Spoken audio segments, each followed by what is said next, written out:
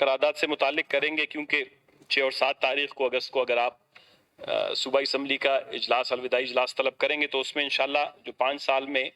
جو پیش رفت ہوئی ہیں، جو اتار چڑھاؤ ہوا ہے، جو کویا ہے، جو پایا ہے، بلوچستان کے عوام کے لیے ہم کیا کر سکے ہیں، کیا نہیں کر سکے ہیں، حسب توفیق جن جن بینچوں پہ جو بیٹھا ہوا ہے، یقیناً اس کی ایک ریفلیکشن، اس کا ایک ڈسکشن جو ہے وہ شاید اگست کے ہمارے آخری اجلاس میں ہو۔ جناب والا، آج دوبارہ قرارداد پیش کی گئی ہے کہ گزشتہ جو سیلاب بلوچستان میں آیا، اس سیلاب سے بلوچستان کی معیشت، بلوچستان کی تجارت، بلوچستان کا زراعت، بلوچستان کے لوگوں کی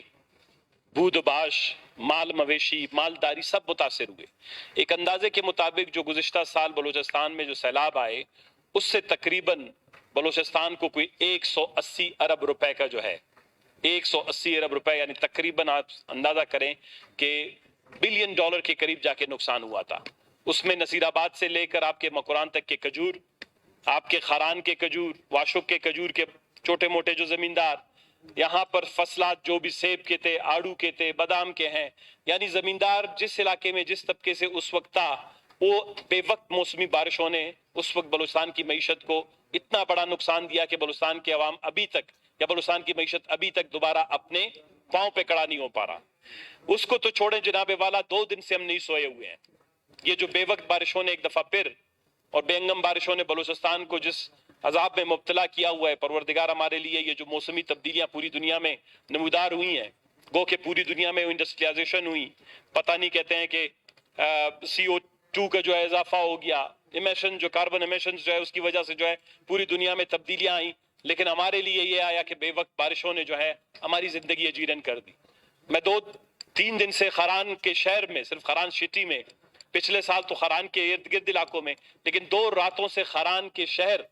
جو ڈویژنل ہیڈ کوارٹر ہے، ہماری چھوٹی موٹی خران کی جو معیشت ہے زراعت کے، اس کے بنیاد پر لوگوں نے اپنے چھوٹے چھوٹے جھونپڑے بنائے ہیں، کچے گھر بنائے ہیں، کچی دیواریں ہیں ان کی، چادر اور 4 دیواری ہے ان کی۔ تو میں خود دیکھ رہا ہوں کہ یہ اس حساب سے ہم کیسے اپنا جان چھڑا لیں گے۔ قرضوں کی معافی اپنی جگہ پر، دوسری اپنی جگہ پر ان غریب لوگوں کے گھر کیسے ہم بنائیں گے کہ گزشتہ 1.5 سال سے جو پچھلی جو سیلاب زدگان ہیں، چاہے وہ نصیر آباد سے لے کر، بخاران سے لے کر، واشک سے لے کر، لور بلائی اور جوب تک، وہ ابھی تک جو ہیں جناب والا وہ کھلے آسمان تلے ہوئے پڑے ہوئے ہیں۔ تو میں تو حیران رہ جاتا ہوں کہ ہمارے اوپر خداوند تبارک تعالیٰ نے اتنی ذمہ داری اور اتنا بوجھ ڈال دیا ہے، اور یہ بے وقت کی جو ہے بے انگم بارشوں نے، سیلابوں نے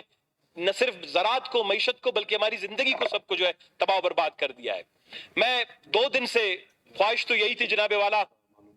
کہ جب سیلاب آ جاتا ہے، یہ ہمارے ہاں عمومی طور پر ایک شوق ہے، فیشن بن گیا ہے کہ آپ راتوں رات پہنچ جائیں، لوگوں کی جو 4 پائیاں پانی میں تیر رہے ہوتے ہیں تو آپ اس کے ساتھ ایک تصویر بنا لیں، لوگوں کی جو ہے ٹوٹی پھوٹی دیواروں کے پاس کھڑے ہو کے چھوٹی موٹی لوگوں کو جمع کر کے سیاست میں اپنے شلوار کے پانچے اوپر کر کے تصویر بنا لیں۔ لیکن خدا جانتا ہے 2 دن سے میں مسلسل ہر دروازے پہ جا رہا ہوں۔ میں آپ کو کہانی سناتا ہوں، میں الال احمر جس کو کہتے ہیں ریڈ کریسنٹ، اس کے آفس گیا کہ جناب والا اس وقت اچانک سے اس بارش نے کسی 1-2 گھنٹے کی بھی مہلت ہمیں دے دیتا تو شاید ہم لوگوں کو بچا لیتے۔ بغیر مہلت کی یہ بارشیں خاران میں آئی ہیں۔ آپ کچھ ٹینٹ، کچھ راشن، کچھ چیزوں کا بندوبست کریں تاکہ لوگوں کو جلد از جلد پہنچایا جا سکے۔ تو ریڈ کریسنٹ والے کہتے ہیں کہ سال کے 3 کروڑ روپے حکومت بلوچستان سے ہمیں ملنے ہوتے تھے،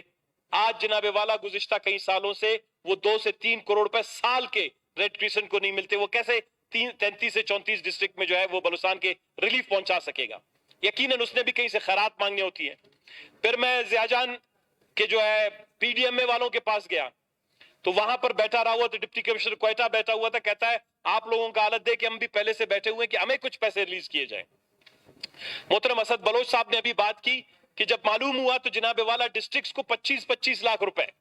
ڈپٹی کمشنر کو 25 لاکھ روپے بھیج دیے گئے ہیں کہ آپ بہت اگر سیلاب آ جائے گا تو 25 لاکھ روپے سے آپ اس کا مقابلہ کریں۔ آپ مجھے بتائیں یہ کہاں کا انصاف ہے؟ جب ہم پورے بلوچستان میں ہمیں اس بات کا اندازہ ہے کہ بلوچستان میں ماحولیاتی تبدیلی کے بعد بہت بڑے سیلاب آنے ہیں، بارشیں آ رہی ہیں، طوفان آ رہے ہیں، لوگوں کے گھر جائیں گے، تو 25 لاکھ روپے میں ڈپٹی کمشنر کیا کر سکتا ہے؟ وہ تو 25 گھروں کو تو ہے پانی فراہم نہیں کر سکتا اس سے۔ ہمارے پائپ لائن تباہ ہو گئے، سڑکیں تباہ ہو گئیں، 4 دیواریاں گر گئیں، اسکولوں میں پناہ لینے کی جگہ نہیں ہے، بچے باہر پڑے ہوئے ہیں۔ تو اسی لیے میں تو 2 دن گیا نہیں کہ آج کی اسمبلی کے اجلاس میں خاران کے اپنے ان لوگوں کا، ان غریب بیچارے غیرت مند عزت مند لوگوں کا جو اپنی مدد آپ کے تحت اپنے لیے بھی جھونپڑیاں بنا رہے ہیں، اپنے بچوں کا سر چھپا رہے ہیں، وہ شاید یہاں سے ہم 2 دن میں لے جائیں گے. 2 دن سے میں گیا ہوں، کسی بھی دفتر میں جائیں جناب والا آپ کو ایک بھی تعاون اور ایک بھی مدد بھی کہیں سے نہیں مل سکتا. شکریہ ان کا پی ڈی ایم اے والوں کا. کل کی بہت سے ہمارے محنت کے بعد آج کچھ ٹرک اور پی ڈی ایم اے کے جو ہمارے ایم ڈی صاحب ہیں وہ خود وہاں پہ خاران چلے گئے. میں ان کا شکریہ ادا کرتا ہوں. گو کہ ان کے پاس کم ہے زیادہ ہے، میں نے کہا یہ آپ خود لے جا کے تقسیم کریں. ہم سیاسی لوگوں کو تو ویسے ہی سوشل میڈیا کی وجہ سے اتنا بدنام ہے کہ اگر آپ وہاں جا کے کسی کو ایک کمبل دیں، کہتا ہے جی ایک کمبل اس نے اپنے گھر پہ رکھ دیا، دوسرا ادھر دے دیا. پی ڈی ایم اے والوں کے پاس جتنا ہے، این جی او سیکٹر میں جتنا ہے، آپ جائیں لوگوں کو فوری ریلیف فراہم کریں. ہم نے اس سے پہلے بھی کہا تھا کہ بلوچستان کے اندر ایک میکینزم آپ کو ڈیولپ کرنا پڑے گا، ارلی ریسپانس کا ایک سسٹم ڈیولپ کرنا پڑے گا کہ بلوچستان میں، مجھے پتا ہے واشک والے بھی ابھی رو رہے ہوں گے، اب ضابط صاحب نے اس کا میرے خیال ذکر کیا ہے، کریں گے. ابھی واشک کی یہی صورتحال ہے، اتنے غریب لوگ ہیں، آپ جائیں کوئی کھانے پینے کا وہاں نہیں ہے. تو یہ خاران کا، واشک کا، بلوچستان کے دوسرے علاقوں میں، چاہے پنجگور میں، چاہے تربت میں، کہیں پہ بھی جو بارشیں ہوئی ہیں، جناب والا طریقہ کار آپ کو تبدیل کرنا پڑے گا. چیف سیکرٹری صاحب کو، پی جی ایم اے کے ضیاء صاحب کو ہم یہ کہتے ہیں کہ ڈسٹرکٹ ایڈمنسٹریشن کو امپاور کریں. جو پیسہ سیلاب زدگان کے لیے جاتا ہے، میں نے پچھلی دفعہ ملازمتوں کے لیے کہا، اس دفعہ سیلاب زدگان کے لیے کہ قرآن شریف وہاں پہ رکھیں اور ان کے اوپر ہاتھ رکھوائیں کہ خدا اور رسول کو مانے. یہ جو پیسہ ہے یہ صرف سیلاب زدگان کا ہے، غریبوں کا ہے. لوگوں کا اعتماد اٹھ گیا ہے. 2007 میں خران میں ایک سیلاب آیا، 2007 کے سیلاب کے بعد خران میں تقریباً نصف ارب روپے کے قریب پیسے چلے گئے، لیکن وہاں لوگوں کو نہیں ملے. اب تو پیسے نہیں ہیں. مصیبت یہ، لوگ یہ سمجھتے ہیں شاید اس اسمبلی میں بیٹھے اراکین اسمبلی کو سیلاب کی مد میں پیسے ملتے ہیں، زراعت کی مد میں پیسے ملتے ہیں، اناج کی مد میں پیسے ملتے ہیں. کسی بھی چیز میں ہم اربوں روپے کے پروجیکٹ تو ڈلوا دیتے ہیں، لیکن اس کی ایلوکیشن جو ہے وہ 5 سے 10% نہیں ہے. 10 لاکھ روپے 40 کروڑ کے پروجیکٹ کے لیے بھی ایلوکیشن نہیں ہے. تو یہ ملک میں جو غربت، تباہی، بربادی آئی، اس کی صد میں ہم سارے آ گئے. ہم نے نیک نیتی سے 5 سال میں، اسد صاحب نے بڑی اچھی بات کی کہ ہم نے، آپ جب 7 یا 8 تاریخ کو جو اجلاس بلا رہے ہیں اس میں ہم وہ قراردادوں کی کاپیاں پیش کریں گے. خالی میں اپنے گن رہا تھا، میرے اپنے قراردادوں کی تعداد 28 سے زیادہ ہے، چاہے وہ سی پیک سے ہو، بلوچستان میں بے روزگاری کے خاتمے کے حوالے سے ہو، ویٹنری ڈاکٹروں کے حوالے سے ہو، ڈاکٹرز کے حوالے سے ہو، نرسز کے حوالے سے ہو، سی پیک سے متعلق ہو، بجلی کی فراہمی سے متعلق ہو، بلوچستان میں بارڈرز میں ٹریڈ کوریڈورز بنانے سے متعلق ہو، زمباد کے جو ہمارے شہزادے ڈرائیوروں کو باعزت روزگار فراہم کرنے کے حوالے سے ہو، بلوچستان میں نوجوان جو پھرتے ہیں در بدر کی ٹوکرے کھا رہے ہیں ان کے روزگار کے حوالے سے ہو. اور حقیقت میں بات یہی ہے، 5,000 5,500 اسکول بند پڑے ہوئے ہیں. 5 سال کی محنت کے بعد نصیب مری صاحب بیٹھے ہوئے ہیں، نصیب اللہ مری صاحب بیٹھے ہیں. 5 سال کی محنت کے بعد جب ایجوکیشن کی پوسٹیں آئیں تو ایک غیر منتخب، غیر ضروری، یعنی وہ کینڈیڈیٹ بھی نہیں ہے، وہ ایک درخواست اٹھا کے جعلی جو ہے اس میں بات لگا دیتا ہے کہ جی یہ ایسے ہو رہا ہے، یہ ایسے ہو رہا ہے. 8,000 9,000 ملازمتوں پر جی پابندی لگا دی جاتی ہے. میں نے کہا ہے بھائی آپ ایک نظام بنائیں، لیکن شکوک کی بنیاد پر، شبہات کی بنیاد پر، جھوٹ کی بنیاد پر، دروغ کی بنیاد پر، پروپیگنڈے کی بنیاد پر ان ایوانوں کو اور عدالتوں کو بہت سنجیدہ فیصلے کرنے چاہیے. اس بلوچستان کا پہیہ جام کر دیا گیا ہے. بے روزگاری اتنی بڑھ گئی ہے کہ لوگ ابھی ان کو قلم، کیا انہوں نے ساری چیزیں اٹھا لی. 16 سال تک قلم ہاتھ میں اٹھانے والا نوجوان جب یہاں پر ابھی باہر کھڑے ہوئے، پی سی ایس کے نوجوان کھڑے ہوئے ہیں، کیا چھوٹا سا مطالبہ ہے کہ یار ہم پڑھ رہے ہیں،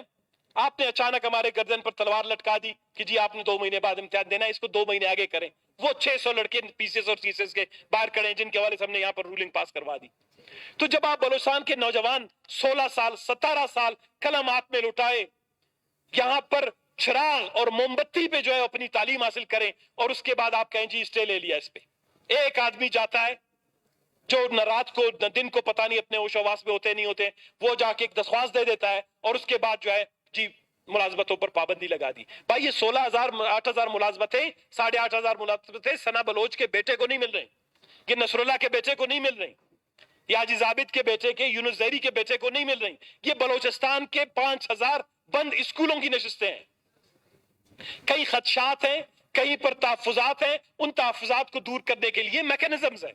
کمیشنز بنائے جاتے ہیں، کمیٹی بنائی جاتی ہے، اوور سائٹ کمیٹی بنائی جاتی ہے. ہم عدلیہ سے یہ ریکویسٹ کرتے ہیں کہ آپ اوور سائٹ کمیٹی بنائیں کہ اس پروسیس میں کہاں پر بھی اگر خرابی ہوئی ہے اس خرابی کو دور کیا جائے بجائے کہ پروسیس کو روکا جائے. جناب والا اس گاڑی کو، پہیے کو بلوچستان کے چلنے دینا چاہیے. چاہے آج ہم نمائندہ ہیں، کل ہم نمائندہ نہ ہو، बलूचिस्तान के पहिए को, चाहे वो किसी भी सेक्टर में, उसको चलना चाहिए, छोटी मोटी उसमें खराबी है उसको खत्म कर दिया जाना चाहिए। जनाब वाला, जनाब स्पीकर साहब, मैं सिर्फ आज की असेंबली के इजलास और 2 दिन से ये बलूखरान के सैलाब ज़दगान के लिए कुछ, वो क्या कहते हैं कि मांगे तांगे का कुछ करने की कोशिश कर रहे थे। मैं आपसे ये गुजारिश करता हूं कि इस करारदाद के साथ आप ये भी सूबाई हुकूमत को भी, ये तो वफाकी हुकूमत से मुतल्लिक है, सूबाई हुकूमत को भी ये बता दें कि ये जो फंड्स हैं पर्टिकुलरली पीडीएमए के तवसुत से या डिस्ट्रिक्ट एडमिनिस्ट्रेशंस को, जहां पर कोई दीवार गिरता है, जहां पर कोई छत गिरता है, खुदा के लिए हमें बर्तन, हमें आटा, हमें जो है ये चीजें देने की बजाय आप उसी दिन असेसमेंट करें, दूसरे दिन उसकी चार दीवारी बनाने के लिए उसको नकद में पैसे दे दें। ये हमने उस वक्त भी कहा था कि बहुत सी चीजें ऐसी हो सकती हैं कि 1 अरब 2 अरब रुपए के फंड्स आए तो उनमें आप जो ये पिछले सैलाब ज़दगान अभी तक आसमान तले बैठे हुए हैं, अभी हम ये जाके खरान वाले अपने जो आसमान तले बैठे हुए सैलाब ज़दगान को क्या कहें कि हम आपके लिए कंबल लाएं, हम आपके लिए राशन लाएं। वो कहता है मुझे इस गर्मी में, इस धूप में मेरे बच्चों को साफ आराम करो, मुझे छत दो, मुझे घर दे दो, मेरी चारदीवारी का जो है वो दीवार लगा दो ताकि मेरी खवातीन का पर्दा हो सके। मैं उसको क्या कहूं कि हुकूमत ने जो है वो आटे की मद में आपके लिए पैसे रख दिए। आज किसी एनजीओ वाले ने मुझे फोन किया कि जी आटे के कुछ थैले भेज देंगे। मैंने कहा खुदा को मानो यार,